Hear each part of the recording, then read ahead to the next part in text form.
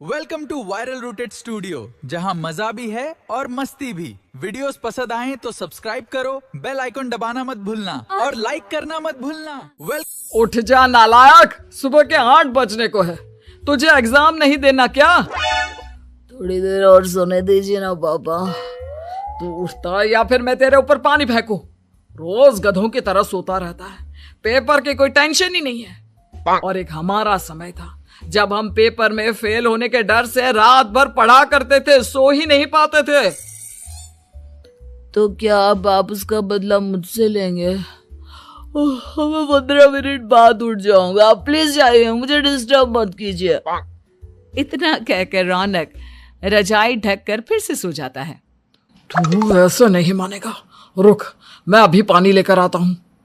बस फिर क्या था, इतना कहकर वो भागते हुए बाथरूम में जाते हैं और पानी की एक बड़ी सी बाल्टी लाकर रौनक के ऊपर फेंक देते हैं। पानी बढ़ते ही रौनक झट से उठ जाता है। ये आपने क्या किया पापा? अब तो उठेगा नहीं तो यही करना पड़ेगा ना। वैसे थैंक्स डैड, आपके कारण ना अब मुझे नहाने की भी जरूरत नहीं पड़ेगी। चलिए अब आप माँ से बोलकर मेरे कपड़े निकलवा दीजिए, तब तक मैं ब्रश कर लेता हूँ। वैसे कल ना आप एक काम और करना, नहलाने के साथ साथ मुझे ब्रश भी करवा देना। ये ब्रश करने में ना मुझे बहुत आलस आता है। रौनक की बातों से अरविंद का मुंह खुला का खुला रह जाता है। वो अपनी पत्नी कमला के पास जाता है और रौनक की हरकतों के बारे में बताता है, जिसे सुन उसकी पत्नी हंसने लगती है। तुम अपने बेटे को समझाने के बजाय हंस रही हो। रौनक बच्चा है, धीरे धीरे सुधर जाएगा। अब क्यों उसके पीछे पड़े रहते हो? अभी नहीं सुधरेगा तो कब सुधरेगा?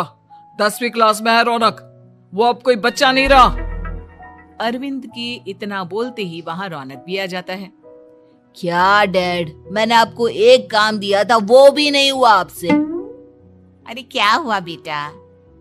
माँ, मैंने डैड से बोला था कि वो आपको बोलकर मेरे स्कूल की यूनिफॉर्म निकाल दे, लेकिन मेरे पीछे पड़ने के अलावा इनसे एक काम ढंग से नहीं होता। देख रही हो कमला, देख रही हो अपने लाडले को? अरे आप चुप रहिए जी। चलो बेटा, मैं तुम्हें कपड़े निकाल कर दे देती हूँ। बस ऐसे ही साल पर साल बीतते जाते हैं, लेकिन रौनक के रवैये में कोई बदलाव नहीं आता। वो पहले से भी ज्यादा आलसी और पूरी तरह अपने माता पिता पर निर्भर हो जाता है।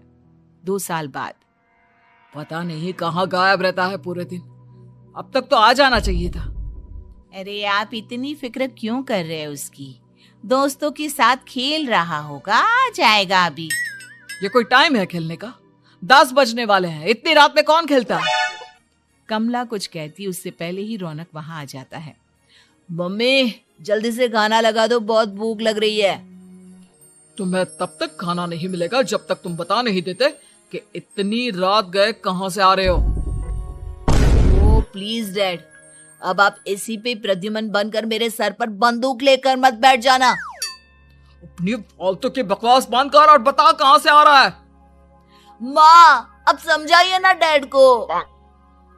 बता देना बेटा, इनको भी तसल्ली हो जाएगी। आप बोल रही हैं तो बता देता हूँ, मैं दोस्तों के साथ मूवी देखने गया था, इसलिए देर हो गई। तो इन सब चीजों में मेरे पैसे उड़ाता है। कभी 1 रुपया कमाने के बारे में सोचा है तूने? जब देखो हवा की तरह पैसे उड़ाता रहता है। माँ अब आप इन्हें चुप करा दीजिए, वरना ना मुझे गुस्सा आ जाएगा। अच्छा क्या कर लेगा? बता ना, क्या कर लेगा तू? वैसे बात तो ठीक ही है, मैं कर ही क्या सकता हूँ। पैसे तो फिर भी मैं आपसे ही मांगूंगा ना। चलिए अब ये सब बात छोड़िए और मम्मी मेरे लिए खाना लगा दीजिए। अभी लगा देती हूँ बेटा। मैं बता रहा हूँ कमला, एक दिन ये ऐसे ही बिगड़ जाएगा। उफ़ो, आप क्यों इतना पीछे पड़े रहते हो मेरे बच्चे के? बात की बाद में देखेंगे, अभी आप शांति से उसे खाना खाने देंगे। अगले दिन डैडी मुझे 10,000 रुपए चाहिए। हाँ? अब इतने पैसे क्यों चाहिए तुझे? डैड आप बिना सवाल किए कभी पैसे नहीं दे सकते क्या? जब तक तू बताएगा नहीं तुझे पैसे भी नहीं मिलेंगे। अरे अब आप अपने बेटे को पैसे भी नहीं दे सकते? नालायक, तेरी उम्र के लोग नौकरी करते हैं और एक तू है जो नौकरी करने का नाम ही नहीं लेता कभी। आप लोगों के होते हुए भला मैं नौकरी क्यों करूं? अरे हम कब तक पैसे देंगे तुझे? तुझे भी तो अपने पैरों पर खड़ा होना होगा ना। कौन सा उधार के पैरों पर खड़ा हूं? अपने ही तो पैरों पर खड़ा हूं मैं। इसी तरह रौनक दिन प्रतिदिन लापरवाह होता जाता है। उसकी लापरवाही को देखते हुए अरविंद और कमला अपने बेटे की शादी कराने का फैसला लेते हैं और 1 महीने के अंदर अंदर ही रौनक की शादी मेघा नाम की लड़की से करा देते हैं। शादी के कुछ दिन बाद, रौनक, मुझे एक अच्छी सी साड़ी चाहिए, आप ला दोगे ना? हाँ, क्यों नहीं। कितने तक की आती है साड़ी? यही करीब 5,000 तक की।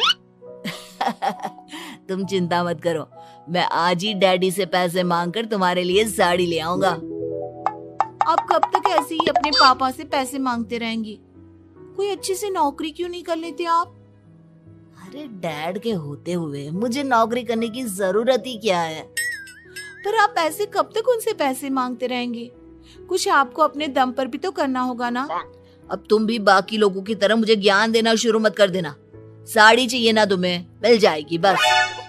इतना कहकर रौनक अपने पिता से पैसे मांगने चला जाता है। डैडी, मुझे 5,000 रुपया चाहिए। अब 5,000 क्यों चाहिए तुझे? वो मेघा को साड़ी चाहिए थी। अरविंद आगे बिना कुछ कहे चुपचाप उसे पैसे निकाल कर दे देता है। कुछ दिन बाद, तुम्हें नहीं लगता कमला, रौनक हम पर पहले से भी ज्यादा डिपेंड हो गया है? मुझे तो अब उसके भविष्य की चिंता होने लगी है। कल को हमें कुछ हो गया तो वो क्या करेगा? काश तुमने पहले ये सोच लिया होता तो आज हमारा बेटा इतना लापरवाह नहीं होता। तब मुझे कहाँ पता था कि मेरा लाड़ प्यार उसे इतना बिगाड़ देगा कि वो इस हद तक लापरवाह बन जाएगा। कोई बात नहीं, अभी भी देर नहीं हुई। मुझे पता है उसे कैसे सुधारा जा सकता है। कैसे? अरविंद कुछ कहता उससे पहले रौनक वहां आ जाता है और पैसों के लिए हाथ फैलाने लगता है। डैड, मैं और मेघा बाहर घूमने जाना चाहते हैं। अरे वाह, ये आज सूरज कहाँ से निकला है? Dad please. अच्छा चलो अब मुद्दे की बात करो। मुझे अब 25,000 चाहिए। अब तुम्हें 1 रुपया भी नहीं मिलने वाला। अगर तुम्हें पैसों की इतनी ही जरूरत है तो कोई ढंग की नौकरी कर लो। मम्मी, आप कुछ कहिए ना डैड को। बेटा, वो गलत क्या बोल रहे हैं? ये सब हम तेरे भले के लिए ही तो कर रहे हैं। मम्मा, मैंने बताया ना आपको, मुझे नहीं करनी कोई जॉब वॉब। तो ठीक है, निकल जाओ हमारे घर से। तुम्हारे जैसे लोगों के लिए मैंने ये घर खड़ा नहीं किया है। जितना ये घर आपका है ना, उतना ही मेरा भी है। मैं कहीं नहीं जाने वाला। जाना तो पड़ेगा ही तुझे, क्योंकि अब मैं तेरा कोई भी खर्चा नहीं उठाने वाला। ठीक है, मत उठाइए मेरा खर्चा, मैं अपने दम पर भी जी सकता हूँ। तो बेशर्मों की तरह अब तक यहाँ क्यों खड़ा है? अपना सामान ले और निकल जाए यहाँ से। रौनक पैर पटकते हुए वहां से चला जाता है। घर से निकालना जरूरी है क्या उसे? बिना पैसों के कौन रखेगा उसे किराए पर? अगर उसका भविष्य सुधारना है तो हमें अपने दिल पर पत्थर रखकर ये कदम उठाना ही होगा। दोनों बात कर रहे होते हैं कि रौनक अपनी पत्नी के साथ एक बड़ा सा बैग लेकर घर से निकल जाता है, लेकिन घर से बाहर उसे कोई भी मुफ्त में अपने घर किराए पर नहीं रखता। अंत में थक हार कर वो फिर से अपने घर चला जाता है। क्या हुआ? थोड़ी देर पहले तो दहाड़ते हुए घर से निकला था, अब क्या हुआ? नहीं रखा ना किसी ने तुझे किराए पर? डैड प्लीज, मैं कुछ दिनों में कोई अच्छी सी नौकरी शुरू कर दूंगा। आप तब तक तो हमें रख लीजिए प्लीज। सुबह से रात हो चुकी है लेकिन कोई हमें रखने को राजी नहीं है। अब आप ही बताइए, इतनी रात को मैं मेघा को लेकर कहाँ जाऊंगा? ठीक है, बहू की वजह से मैं तुझे घर पर रख रहा हूँ, लेकिन तू इस घर में एक बेटे की नहीं बल्कि एक किराएदार की हैसियत से रहेगा। 3 महीने है तेरे पास। इन 3 महीनों के अंदर अंदर मुझे तेरी पहली तनख्वाह हाथ में चाहिए, समझ गया? पक्का डैड, इन 3 महीनों के अंदर अंदर तो कोई बढ़िया सी नौकरी ढूंढ ही लूंगा मैं। ऐसे ही धीरे धीरे समय बीतने लगता है और अरविंद के दिए 3 महीनों में से 2 महीने बीत चुके होते हैं। पापा जी ने हमें 3 महीने दिए थे, जिसमें से 2 महीने तो बीत चुके हैं। अब ये आखिरी महीना बचा है। अरे तुम चिंता मत करो, आज मेरा ना 2 जगह इंटरव्यू है, दोनों में से कहीं ना कहीं तो जॉब लग ही जाएगी। अच्छा, all the best. Raunak interview के लिए निकल जाता है, जिसके बाद शाम में रौनक घर आता है। कैसा गया इंटरव्यू? आपकी नौकरी लगी या नहीं? अरे पहले सांस तो ले लेने दो अच्छे से। बताइए ना, मुझसे तो जरा भी इंतजार नहीं हो रहा है। वो दरअसल बात यह है कि मेरी नौकरी तो लग चुकी है, लेकिन पैसे बहुत कम है। कितने पैसे हैं? 15,000। इतने में अरविंद और कमला मिठाई का डिब्बा लेकर आ जाते हैं। बधाई हो बेटा। हम जानते थे तेरी जॉब जरूर लगेगी।